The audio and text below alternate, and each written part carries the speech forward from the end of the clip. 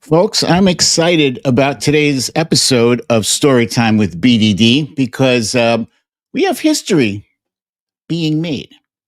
History is actually being made as we speak.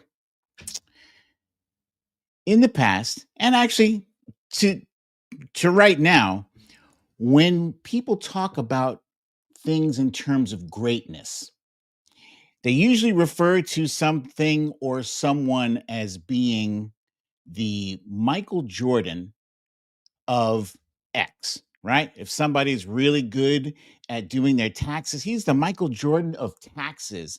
That guy is the Michael Jordan of speed shopping. He's the Michael Jordan of chopping wood, right? Michael Jordan is synonymous with greatness, with excellent, and it's almost indisputable. There's some people who would say that LeBron James maybe is probably better, but I won't respect you if we're having that discussion. Anyway, that's another discussion. Same thing goes for Michael Phelps with swimming, or the Williams sisters with tennis, or even Simone Biles. Simone Biles is so great. They've named moves, gymnastic moves after her. That's how great she is. So when somebody is great at something, you could say they're the Simone Biles of certain things, of whatever, right? So we're talking about greatness here.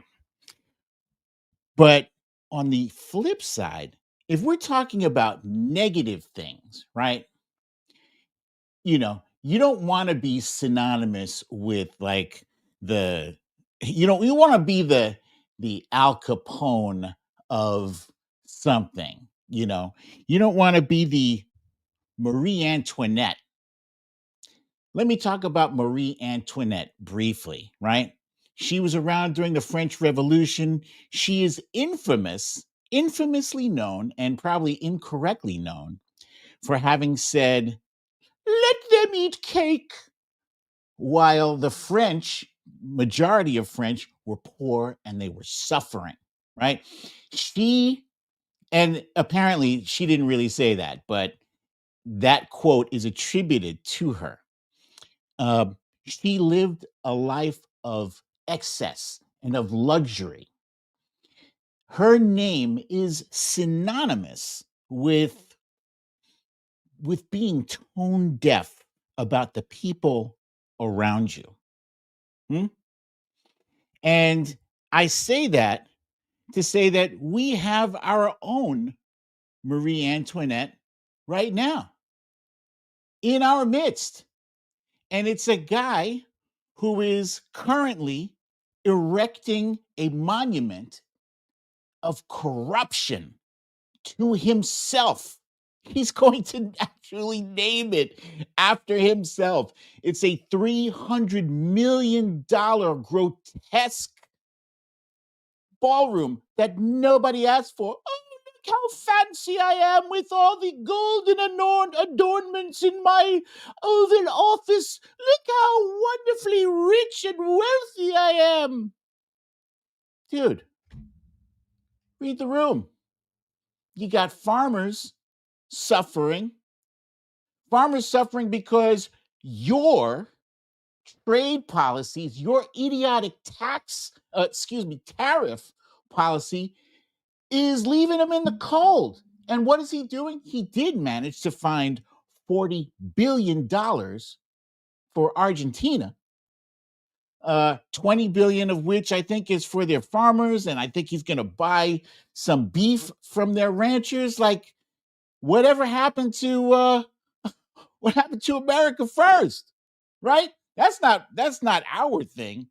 We're not woohoo America first. No, that's y'all's thing. So today we're going to get into that new benchmark of hideous, shameless corruption at such a high level, it's almost unfathomable. We're also going to get into the fact that Speaker Mike Johnson is writing shotgun to that shit show, and he's useless. He's easily the worst Speaker of the House we've ever had on either party, of either party. last but not least, I do have some words for our MAGA brothers and sisters out there. And I will try to keep my comments polite, but I'm going to be very straight and direct with you because the time for cry more, or cry harder, and drinking lib tears, come on. What are you, 5?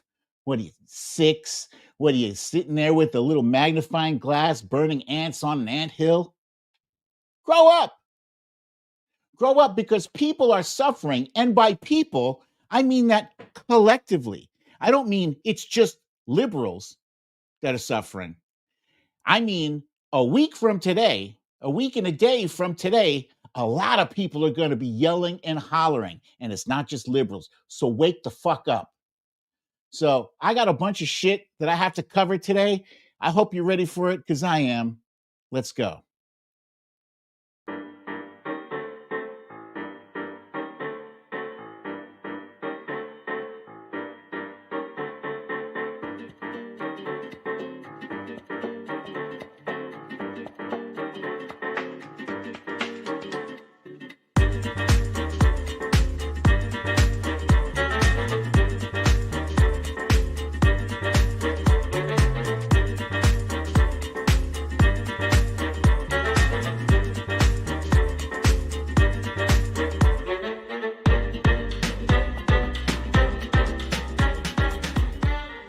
Story time.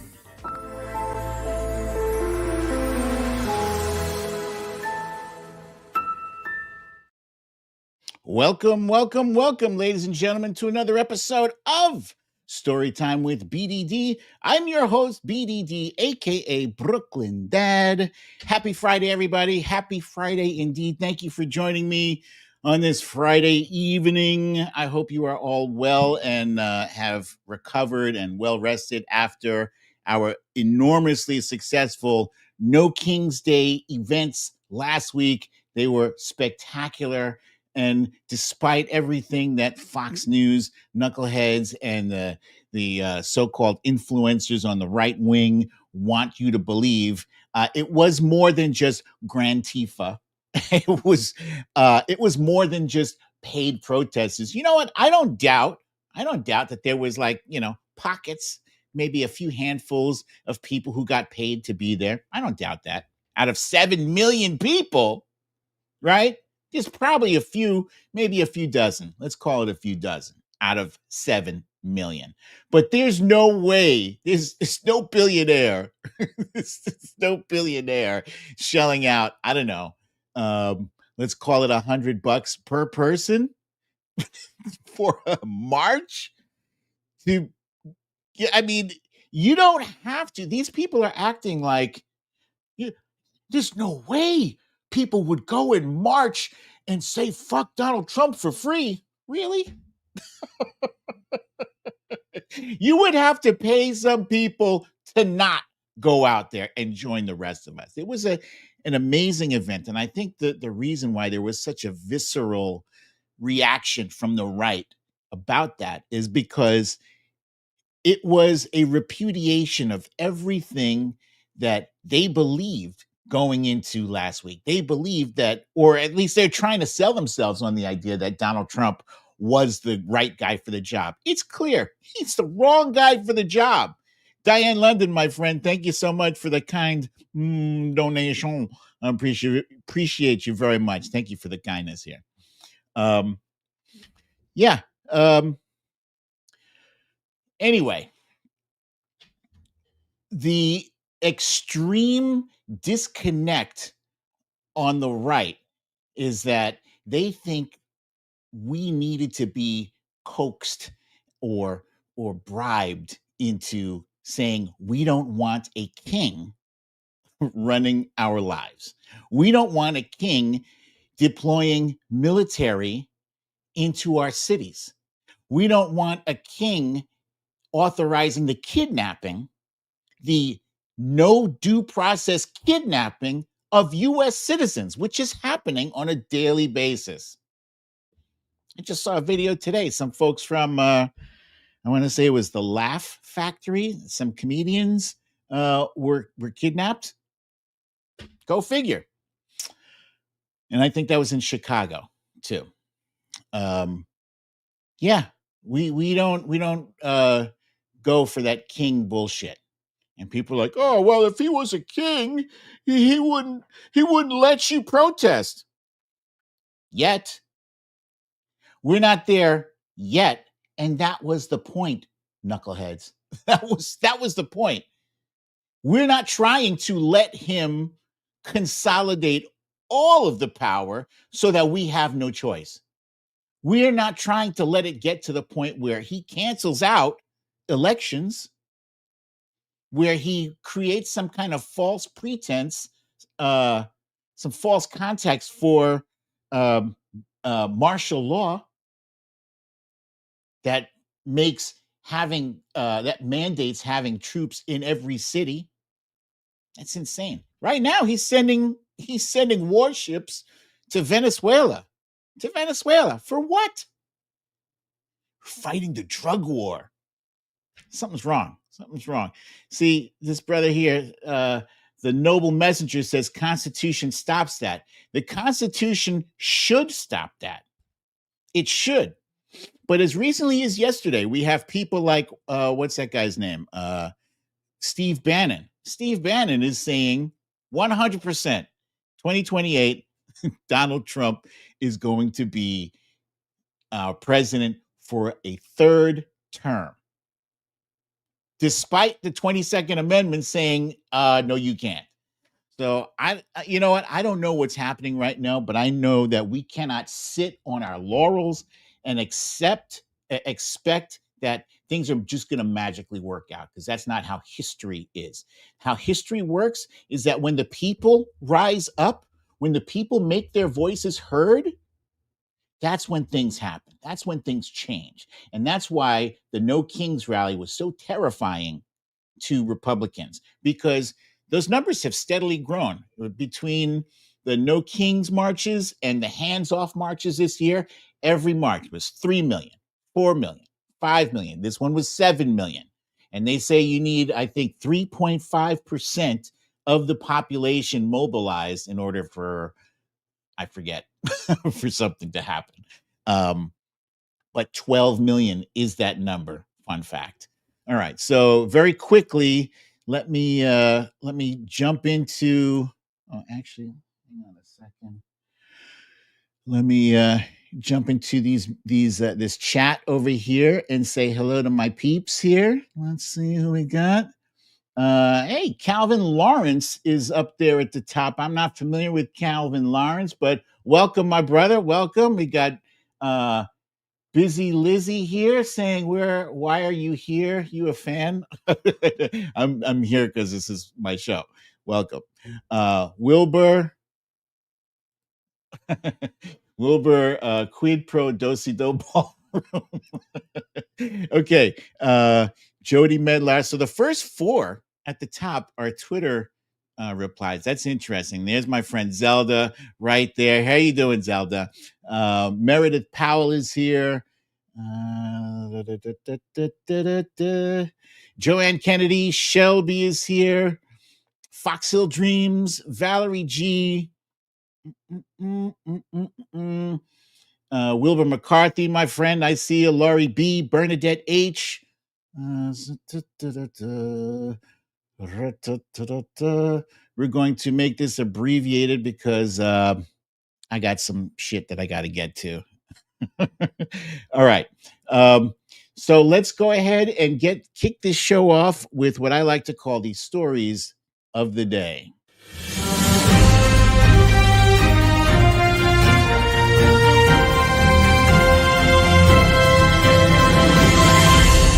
Stories of the day.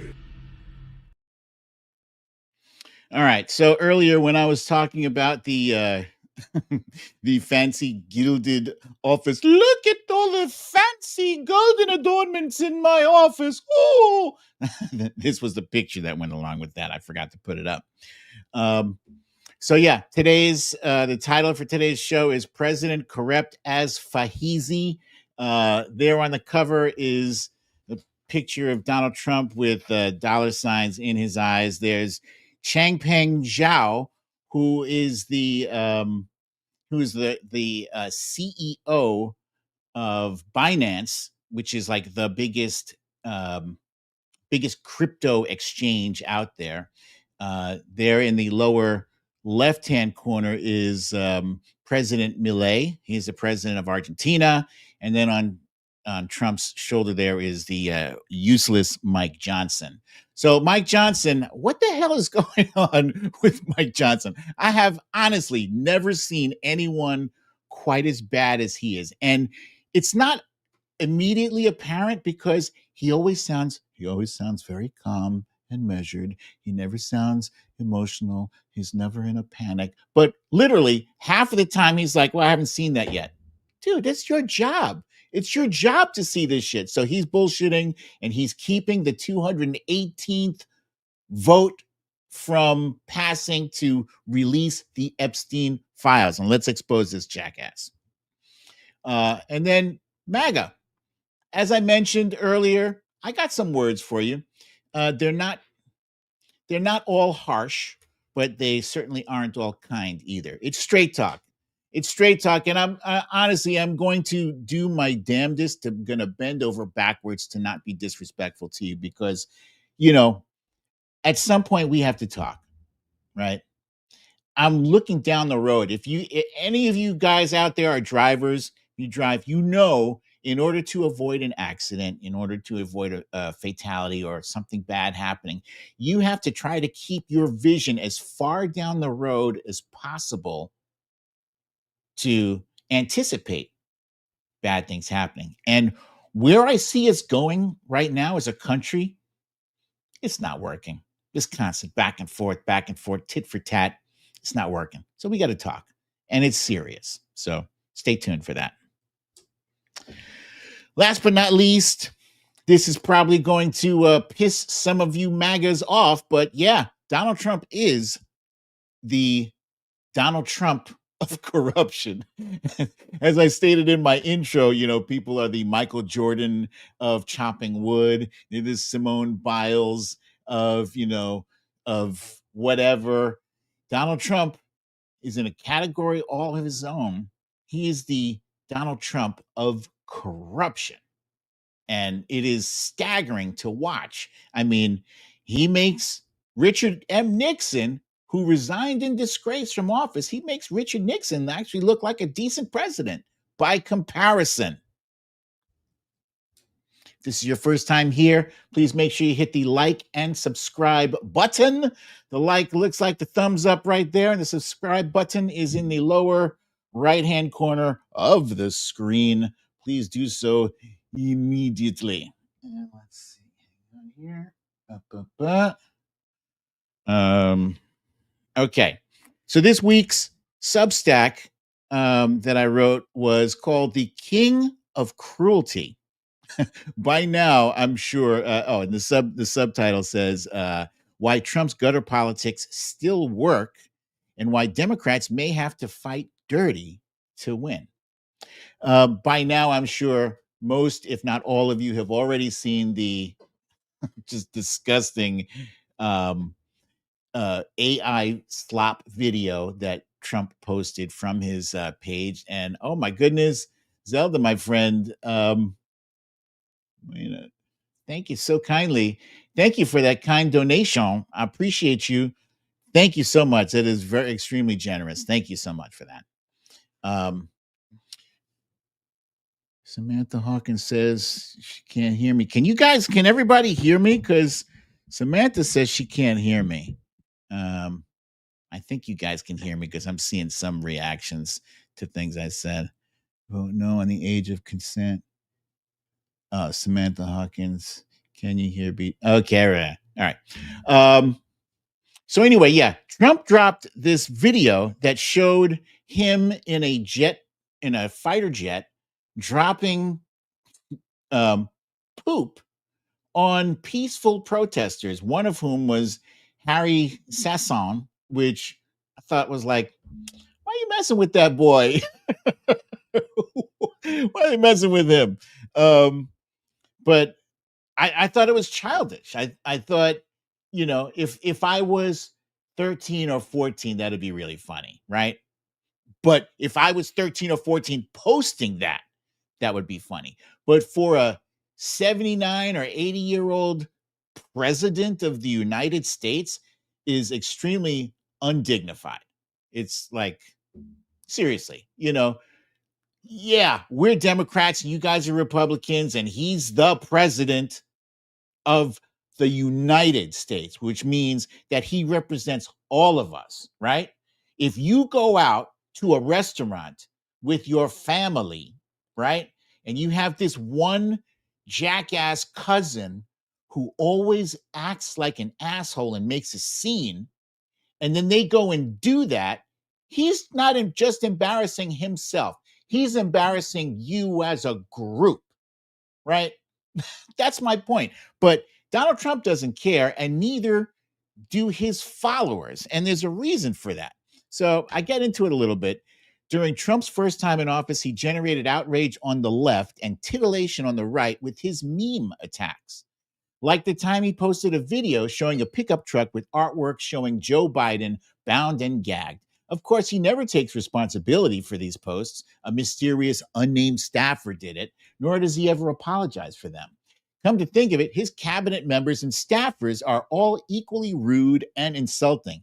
Caroline Leavitt, for instance, this was bizarre, by the way, just answered a legitimate question about Trump's upcoming meeting with Putin in Budapest. And the question was, who suggested Budapest? And Levitt wrote back, your mom. So, folks, this wasn't like, this wasn't a phone call. This wasn't a video chat or a face-to-face thing where she had to respond immediately. This was a text, right? She could have taken her time in responding to this, right? In giving a reasonable response, right? I don't care if you are left, middle, or right in the political spectrum. If you're the press secretary for the president of the United States and giving an answer back to a journalist that says, your mom, come on, what the fuck is that? It's outrageous. It's stupid. It's dumb, but there's a whole purpose behind this. I will get to that. During a recent Senate hearing, Pam Bondi was anything but respectful or professional. She was combative and rude, prepared with a hit list containing insults and pointed barbs for every single Democratic senator who dared question her behavior or Trump's. The special sauce of Trump's appeal? Cruelty is the point. For some sick reason, it seems to project strength to MAGA. Whenever people on the right see reporters and Democratic members of Congress being manhandled, they get aroused. I'm not saying that Democrats need to be complete dicks, but there has got to be a more forceful, assertive, tonal shift to the messaging. And so my point is simply this, right? I don't like it.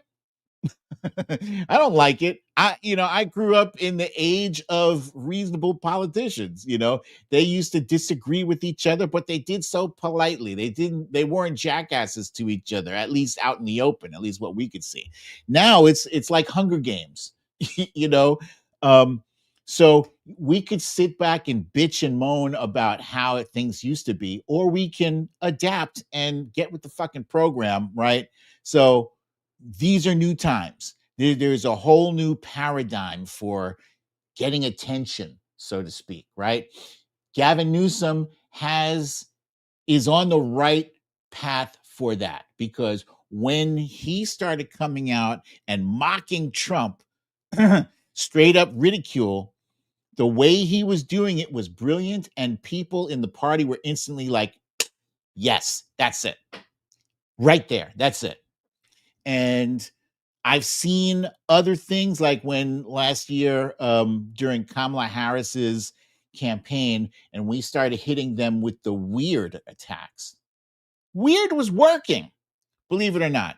Weird is something that that the right seems to think that they have complete possession of, that they own that by themselves. That, no, you don't own that shit, right? Mm-mm. The Trump posse, that whole cultish thing is weird as fuck. And we should lean all the way into that. And I think the key is to punch up figuratively and hard and consistently and constantly, nonstop, relentless and ruthless. That's what we have to do. The new battleground is no longer the TV political ads. It's right here on social media. This is the battleground right here. So whoever is the most effective at reaching their constituents, reaching potential voters on the much smaller screens of phones and iPads and laptops, they're the ones who are going to win. It's that simple, people hardly ever watch ads anymore. If you're able to DVR past it, more power to you, because I try to skip past all the ads if I can. All right, so where was I here? Let's go back here.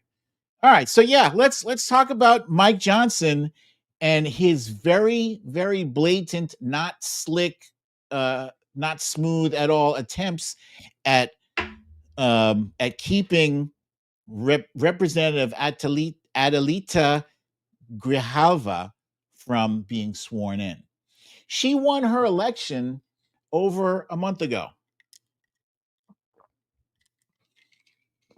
Now, when the situation was reversed, and it was a Republican that needed to be sworn in, I think he did, and they weren't in regular session, he brought them in. He brought those people in to be sworn in because they called their family, because their family was in town.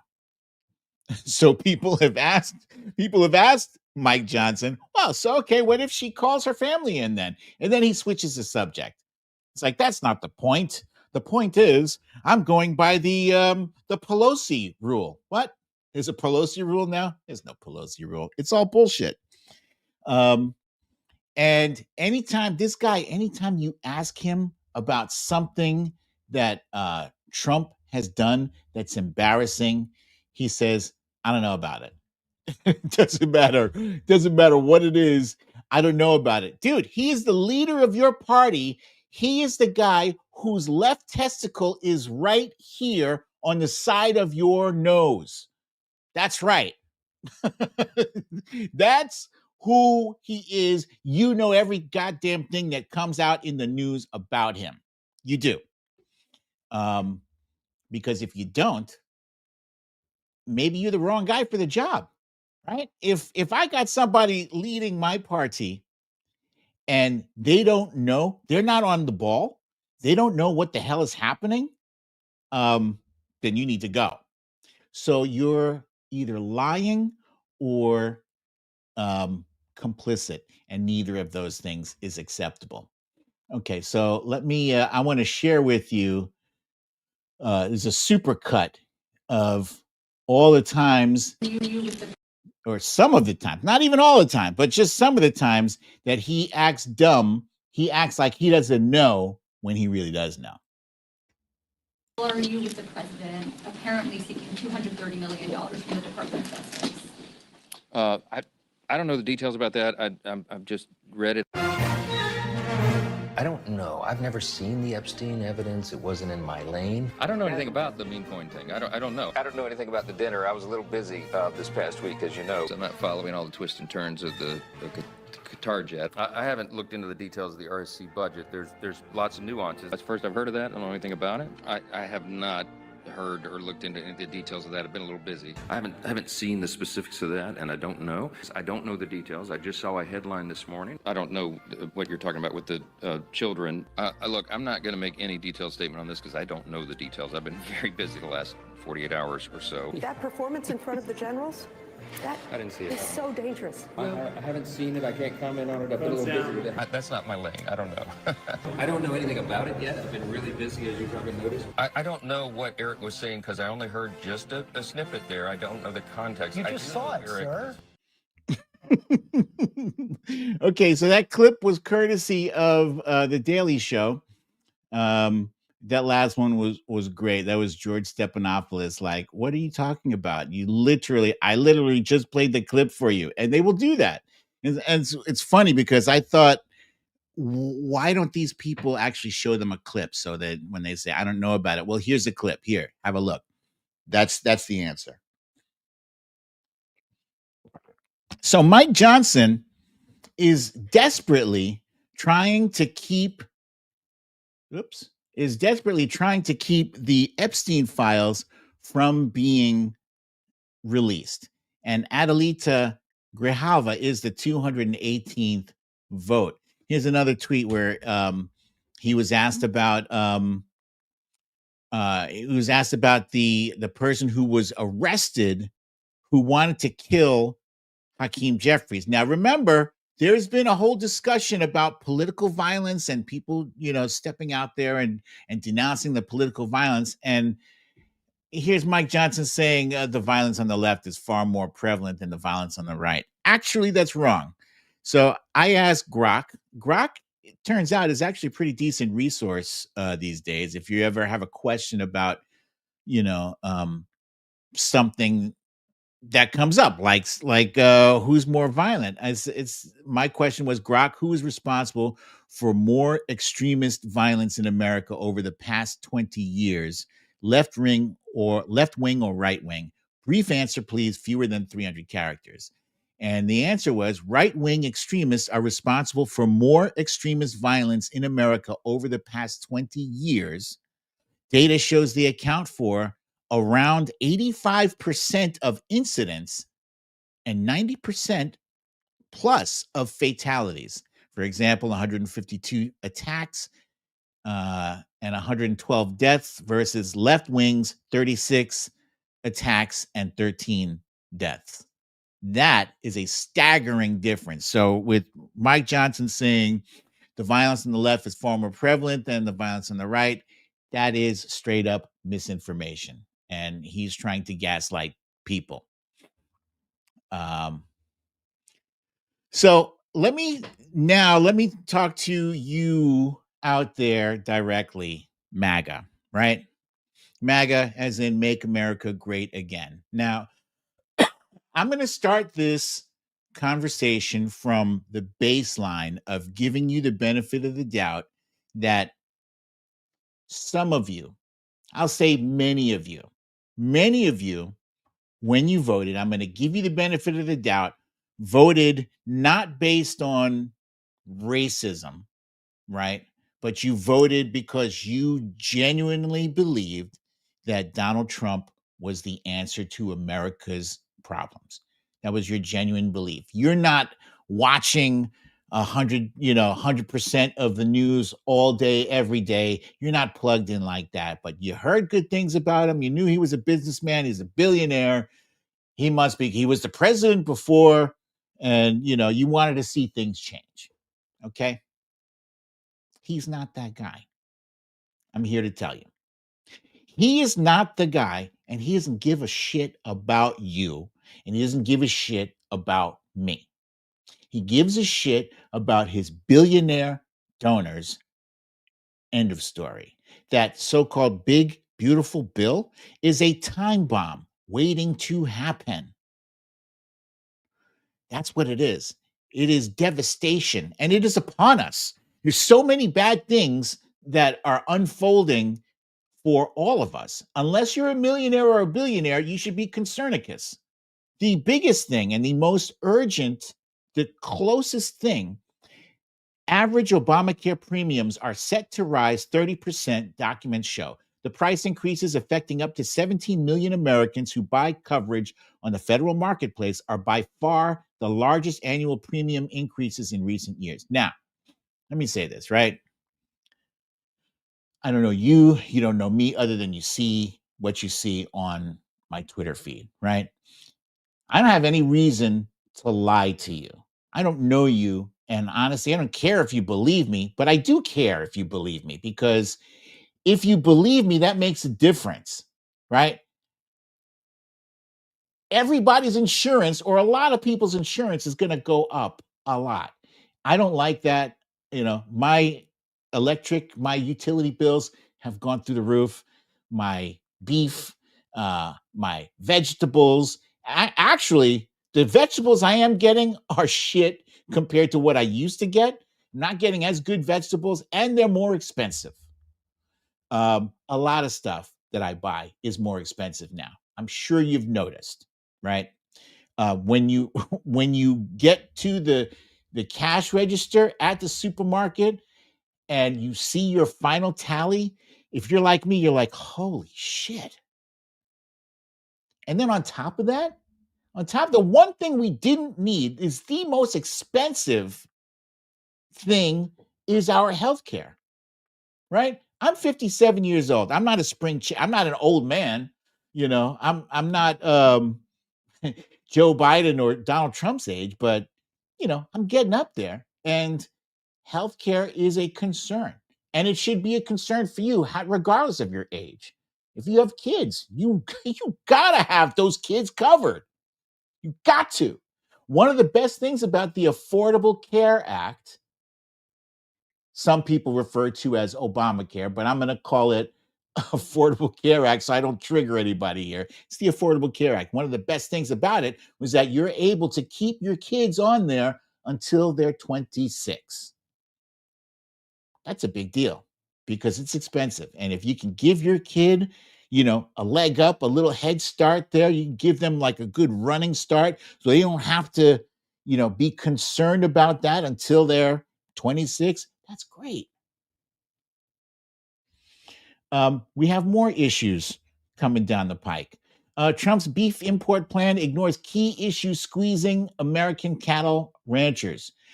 It's the cattle ranchers, it's the farmers, there's a lot of people feeling the squeeze.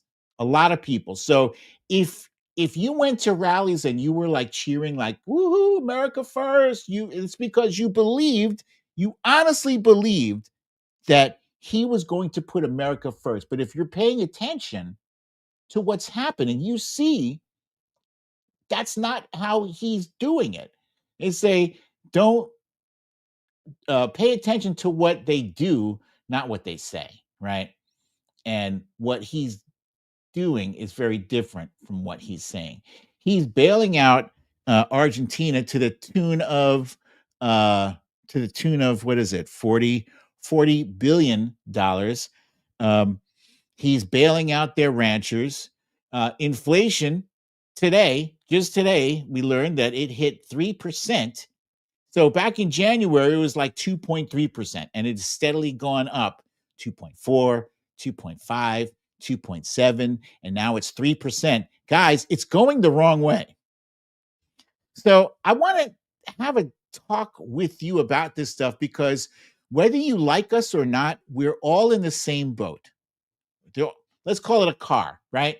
Let's say that we are all being driven in a car by a guy who, for all intents and purposes, is Donald Trump. Which, fun fact, I don't think anybody's ever seen him drive a car. I don't even know if he has a driver's license. That's besides the point, right? So we had an election to see who would get to drive this car. You guys won. You won that. And so now Donald Trump is driving the car. Fine. Get us to where we need to go safely. I'm not going to try to distract him while he's driving. I'm not going to flick his ear. Dude, just stay between the lines. Stop at the stop signs and the traffic lights. Obey the traffic signals. But this motherfucker does not know what he's doing. And he's hurtling the car towards a cliff. We're all in that same car. All of us, right? It's not cry more, Lib. No, you're sitting right next to me, stupid. Sorry, I said I was going to try, but that stupid was for the people telling me cry harder or cry more. No, man, come on. Unless all the replies I'm getting on Twitter are from bots or from 15-year-old kids who have nothing or bored or whatever. If you're a grown up, you know, if you're 30, 35, 40, and, you know, you have plans and, you know, you have your retirements and you just want to live your life and you don't have to worry about these things that you know, that's something. Running the country is something that should be on autopilot. You shouldn't even have to worry about it. I remember the days when, like, even when George Bush was in office, practically lost my mind when he won that election, but I wasn't like obsessing over, whether or not he was going to blow us up. I thought he was a bad president and he proved me right. But again, I wasn't concerned that he was trying to sell us out or anything. And for the most part, the country ran, without everybody having to be all up in his business. But he got us into a horrible, horrible war that cost a lot of innocent lives, and they lied about getting us in. So that was he was a horrendous president. I'm not glossing over his record at all.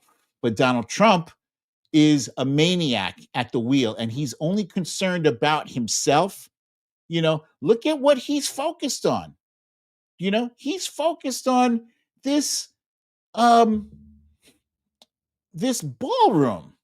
Never seen anybody. And his press secretary yesterday, Caroline Levitt, said it's his primary focus. What? He told, I know you remember, he said on day one he was going to start lowering prices. It's 10 months after day one, or 9 months after day one. Okay? It's been many, many, many months after day one. So he hasn't lowered those prices at all. They're going the wrong way. And the things he's doing, like, for instance, he pissed off Canada, or Canada, I guess, pissed him off by releasing an ad showing Ronald Reagan saying, tariffs aren't that great to use all the time. And he blew his lid and is like, no more trade negotiations with Canada. So Canada, that's not a small thing. Canada is our biggest, if not our biggest partner, like our top 2 or top 3 biggest trade partner is Canada, right? For us to not be doing business with them and them getting cozy with China and other people, that's not good for America, folks. And I'm talking to you, MAGA. Please, please, please stop with the nonsense. Stop with the, crime war stuff. Give a shit. Give a shit. We don't have to be buddies. We don't have to be best friends. You don't have to say, hey, nice tweet, good job. You can just scroll on past me. I don't give a shit. But you should give a shit. You should be talking to your representatives, your elected representatives, and saying, hey, what's up? Why aren't you guys doing your job? Why are you letting him? Today he sent ships, warships, battle aircraft carriers to Venezuela. This was the guy that was supposed to be the peace president. He's changed the Department of Defense to the Department of War. He's the Secretary of Defense is now the Secretary of War. Huh? He is deploying military people into cities who are apprehending U.S. citizens, who are apprehending grandmothers, grandfathers, people who have raised Marines. Huh? One guy raised 3 U.S. Marines who served our country, and they just strapped him up and just took him away. What happened to arresting the worst of the worst? Again, MAGA, I'm not asking you to like me or love me or anything. Well, you didn't even have to respect me, but I hope some of this is getting through to you, because we're all in that same car, and that motherfucker is not looking out for our best interests, right? The most immediate concern is our health care. I am not trying to spend an extra $1,000 or $1,500 per month for my family's health care. And it's not like he's got another option. It's not like he came up with a new Trump care thing. He's been promising health care since his first term, and he's still got nothing. He doesn't even have concepts of a plan. He said last year, I have concepts of plan. He doesn't have concepts of a plan. He has nothing. So contact your representatives and tell them to tell Trump that he's got to negotiate with the Democrats. Democrats are ready to negotiate to end the shutdown. But in order to do it, they're not trying to give health care to undocumented immigrants. That is not what they're trying to do. All they're trying to do is ensure that we have these subsidies for healthcare so it doesn't go through the roof. That's it, guys. That's it. I swear to you, nobody's trying to put one past you and give Juan and Maria free healthcare that they're not entitled to. It's that simple. That's all I have to say about that. That's my olive branch for the day, MAGA. Like I said, there's a lot of shit you guys do that I'm not crazy about. There's a lot of shit that we do I'm sure you're not crazy about either, right? I have neighbors who are MAGA. When we don't talk about politics, we get along just fine. Actually, it's pretty amusing. Really, one of my neighbors is MAGA and is a wonderful, wonderful person. Yeah. So at some point down the road, we are going to have to figure out how to coexist. The powers that be do not want us to. The powers that be love it that we are at each other's throats. The billionaires and the millionaires, they want us fighting amongst ourselves so that we don't realize that they are the ones who are picking our pockets. They're the ones preventing us from having way more affordable health care. Talking about $1,500 a month. It should be $0 a month. The minimum wage is like $7.50 an hour.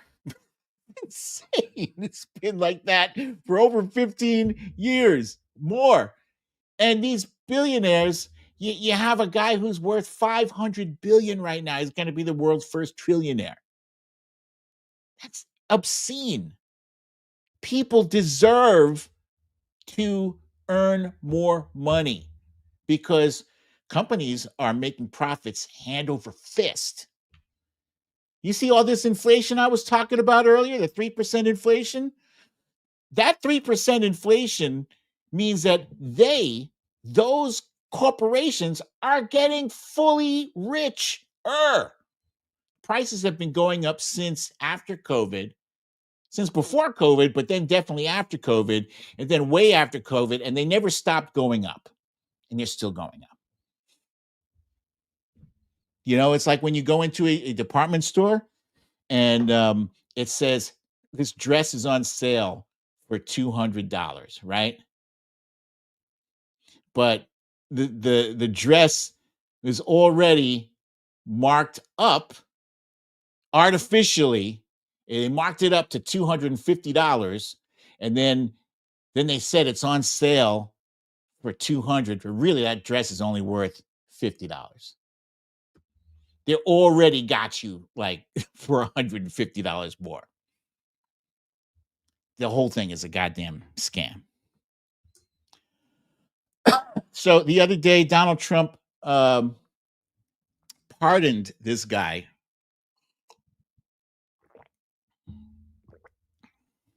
Ooh, this is a good one. Healthcare is a right, not a privilege. Thank you for that. Say that louder. The Binance co-founder, Changpeng Zhao. So this guy also helped Donald Trump get a deal, a crypto deal for his company. I think it's called World Financial. Give me a second here. I have it. World Liberty Financial. Here's my my old school notes here, worth tens of millions of dollars a year. He set up his own crypto thing like the day or two before taking office. So he's already Donald Trump. Don't tell me about, oh, he's donated his salary. That salary is worthless. It's only $400,000 a year.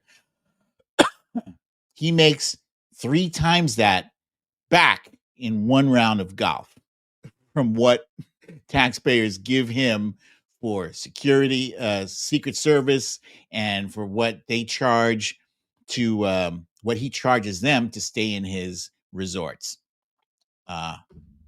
So anyway, he has already doubled his wealth. He's made like $2 or $3 billion this year alone.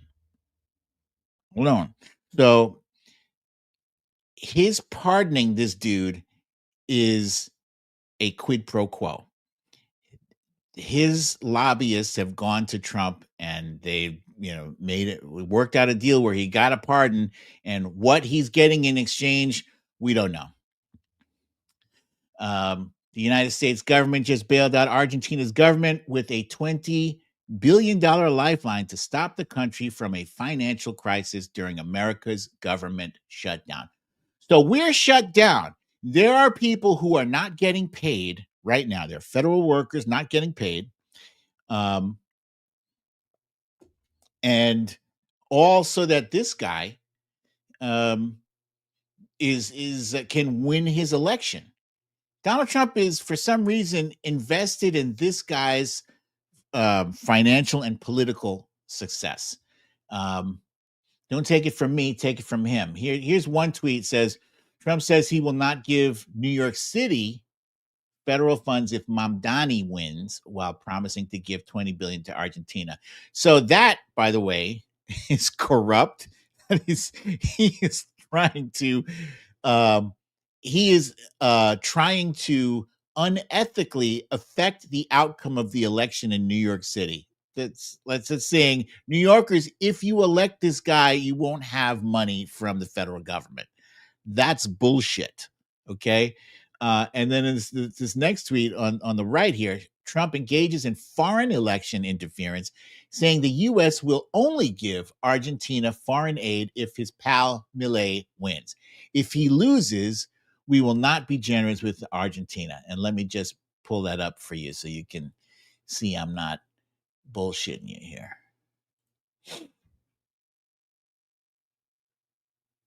Here. Happen. So it's a little bit like that with, if you take a look at Argentina, if the president doesn't win, I know the person that he'd be running against, I believe, we probably have the person. A person is extremely far left and a philosophy that got Argentina into this problem in the first place. So we would not be generous with Argentina if that happened. If he loses, we are not going to be generous with Argentina. Happen. So it's a little bit like that. Yeah, that's election interference, guys. That just so in case you didn't know.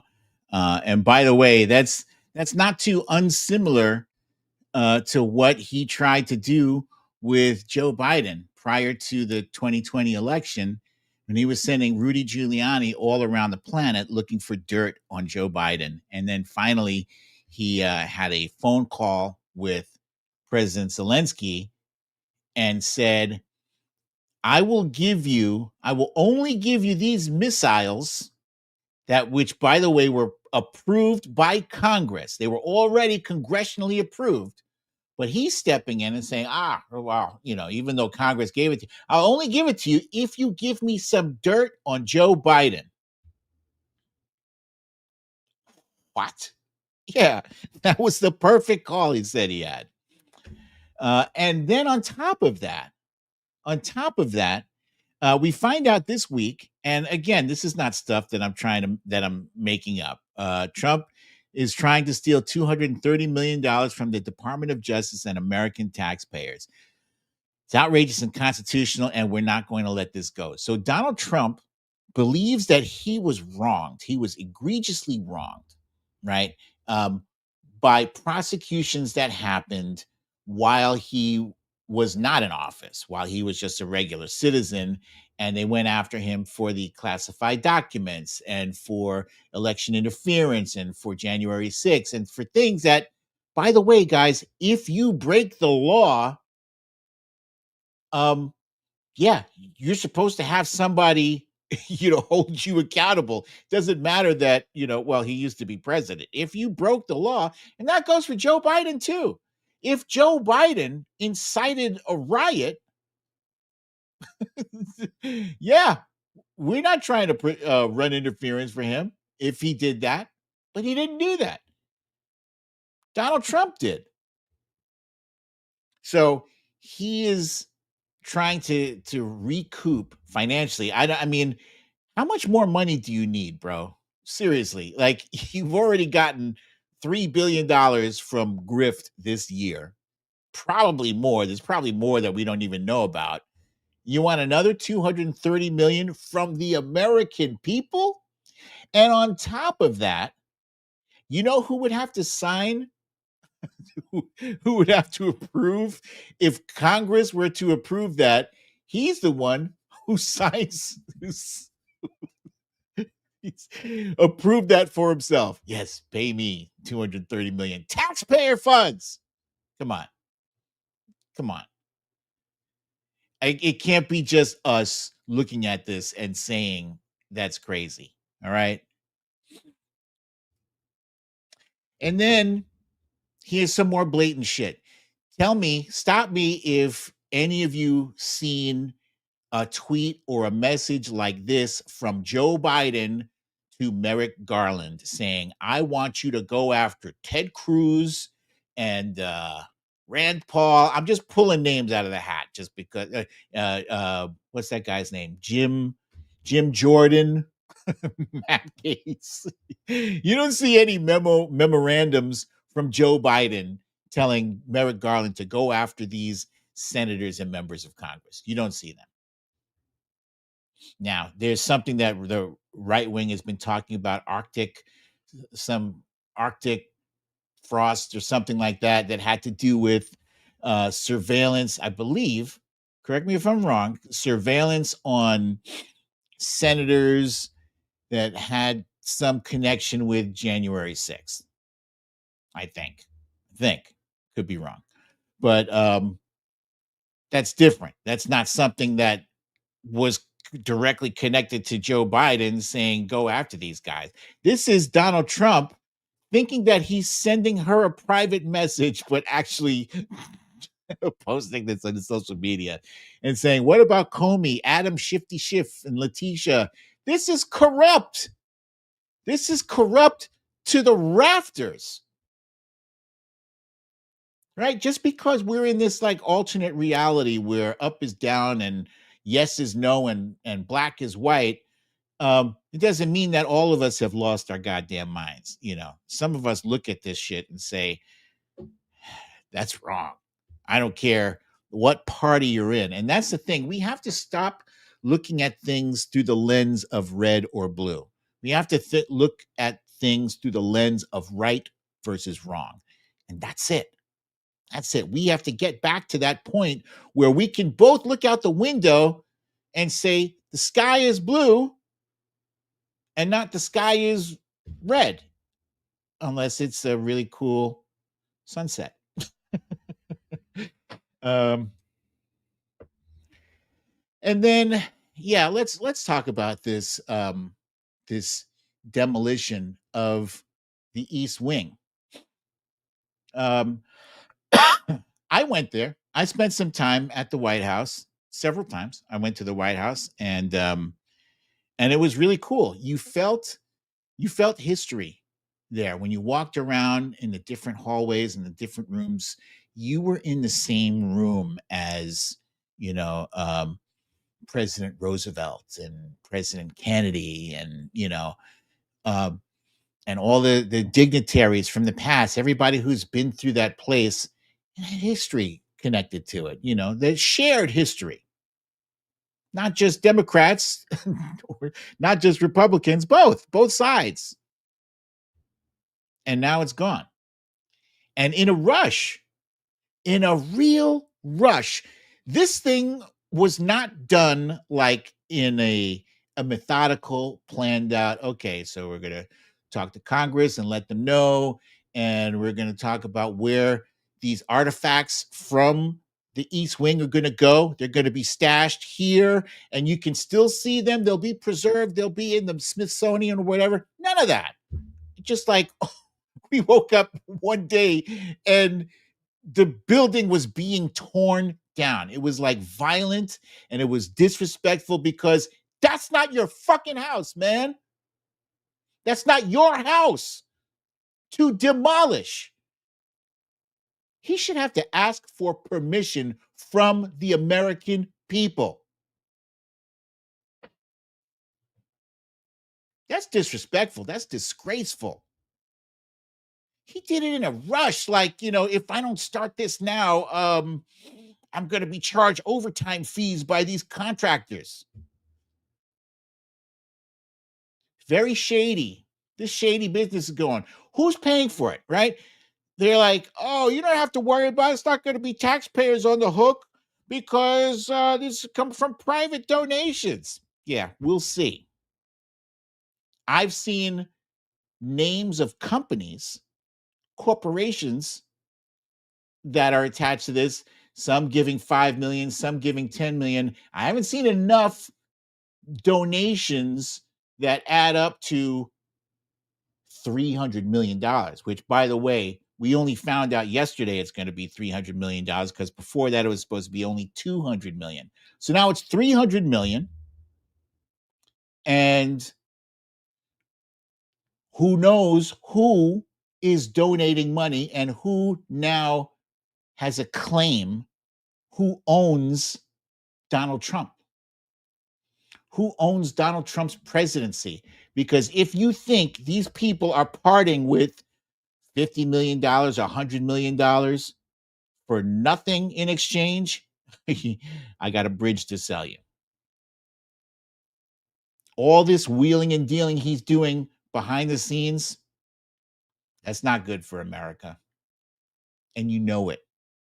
There were people complaining about Hunter Biden selling some paintings, Oh, he sold a painting for $1 million. How dare he? He's not even an artist.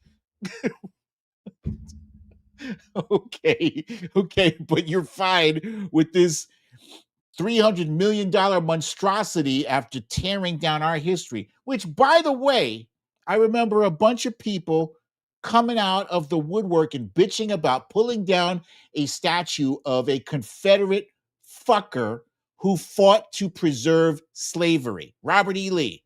Oh, what are you doing? That's my history. Your history? That's your history? Your history is preserving slavery? You crying about that, but you're not crying about, a testament to our democracy. That is the East Wing. That is a shared testament to our democracy. You don't give a shit about that, but this slave owner, that guy who was a traitor. Every member of the Confederate Army was a traitor to America. So you're mad about traitors' statues being taken down, but not a part of the White House, the East Wing, that has so much rich history connected to it. I'm sorry. A. Renfro said, wait, do you mean I do not own the Brooklyn Bridge? Want my money back?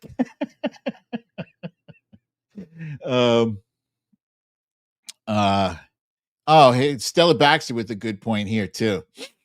How about I thought it was 2 billion, but she's saying, how about the 3 billion Jared Kushner got from the Saudis? It probably was 3 billion. I don't doubt that at all. Yeah. We never even heard anything about that. I think it went through his firm, which, that's semantics here. It's going through his firm. It's going to him. It's his firm. It's it. Yeah. So let me see. Do I have yeah, so this excuse me, this ballroom, what's the actual point of it? What's the point? It's going to be bigger than the White House itself. Who asked for this? This was the thing that nobody was asking for. It's like, he is making changes that seem to indicate that he does not intend on leaving that office. Why put all this work in if you're just going to pass it on to the next dude or woman? It's probably going to be a dude because America sadly is not ready for a woman president yet.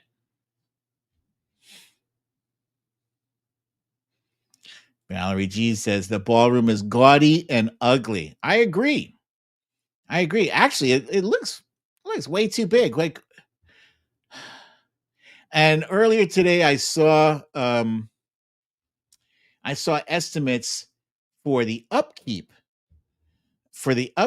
of this massive 90,000 square foot facility. Electric and security and all that stuff. The estimates, monthly estimates, are anywhere from $10 million a month. Who's footing that bill? It's not going to be those independent donors, I'll tell you that. They're not in business for that shit. I wonder. And that's the other thing. People keep saying, oh, Donald Trump says, private investors are paying for this. It sounds so familiar to me. It almost sounds like when Donald Trump said, Mexico will pay for the wall. And then Mexico never paid for the wall. It also sounds like Donald Trump saying, oh, this is a good one here. Fox Hill Dreams saying, copying Versailles. Almost forgot. I just saw something earlier today on Fox News, I think. That woman, Rosanna Scotto, said that Trump had just gotten back from Buckingham Palace and that he was envious of Buckingham Palace. He's like, wow, the White House is too small or something to that effect. He's always worried about size. That's his, that's his obsession is size. I wonder why. But I was saying it also sounds like when he said he was not going to pay his own campaign costs, he was not going to ask for donations from people, and then that's all he did. That is all he did.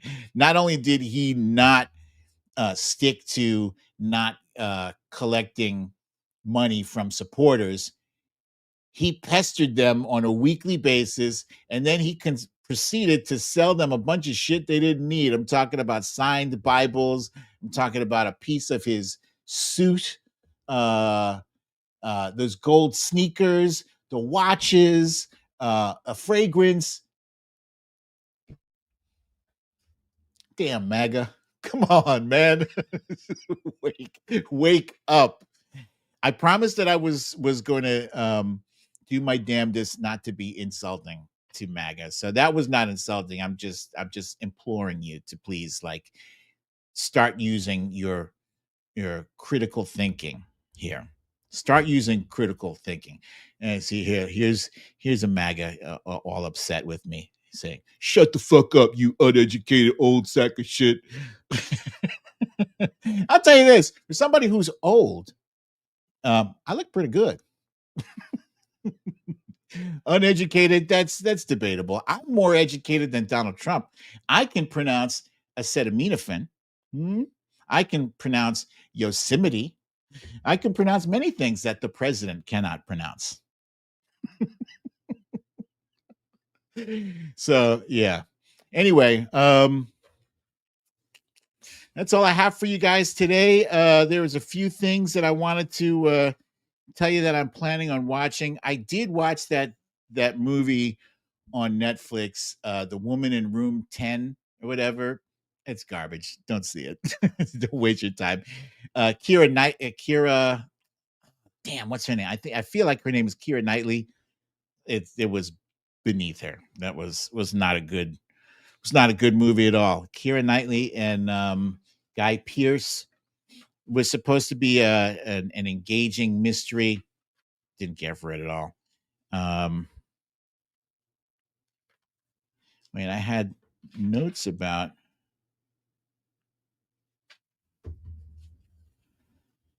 what I was going to watch tonight.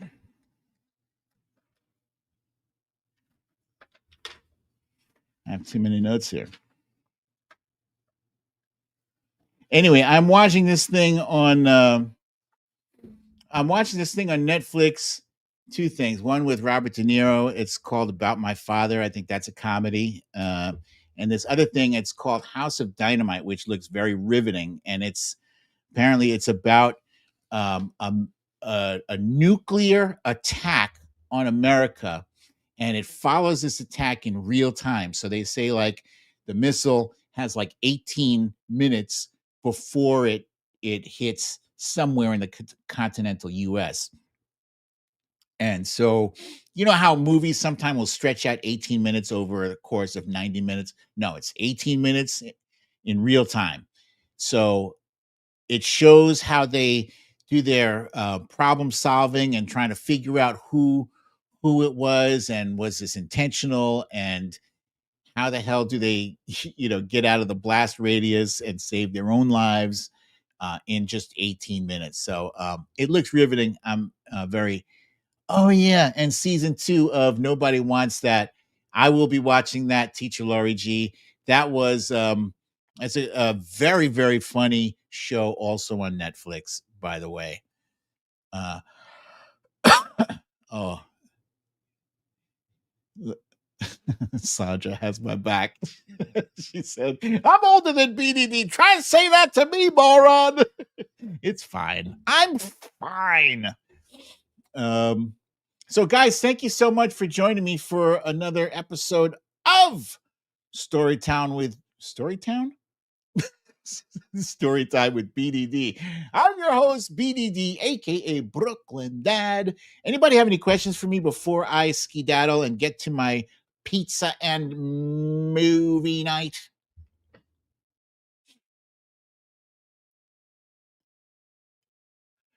Oh, here we got a question here. This looks interesting. A long one. So, may I ask a question? 5 years ago, everyone said the White House was built on slavery, but now people are having a fit. I do not agree with what he is doing. Why the outrage now? Just a question. When Obama built his court, it was all in the backs of taxpayers. Oh, okay. So that's a good question, comment. So President Obama basically was converting, I believe it was a tennis court, into a basketball court. So really that did not involve like tearing down an actual building full of history. The building being built by slavery, there's a lot of stuff in America that was everything, the Washington Monument and Lincoln Memorial, all that shit in Washington, D.C., built by slaves. A lot of stuff was built by slaves, and Asian people, Chinese people, Japanese people, anybody who came over from Europe or from Asia back then was dirt poor. And so they would take whatever work they could find. And slaves, they had to build whatever they were told to build. So, I don't know if that answers your question. I think the uproar is more about the fact that, like, why? He first said that he was not going to touch it. And now not only is he touching it, but he's ripping the entire thing down. That's the thing. My favorite go-to potato chips is going to be sour cream and onion. Final answer for potato chips. And Trump Reaper wants to know, what are you doing for Halloween? I may just be a king. I think I showed you guys. Did you guys see my king outfit? Wait, was that last? Did I do that last week? I swear I did that last week on this show. Yeah, I was king. So I might just do that. It's too hard to like run around and almost forgot. Next Friday, I will not be doing a show next Friday. It will be Thursday. So Thursday, October 30th will be the show. There will be no show Friday as we will be joining friends for their post-wedding celebration. So let's see.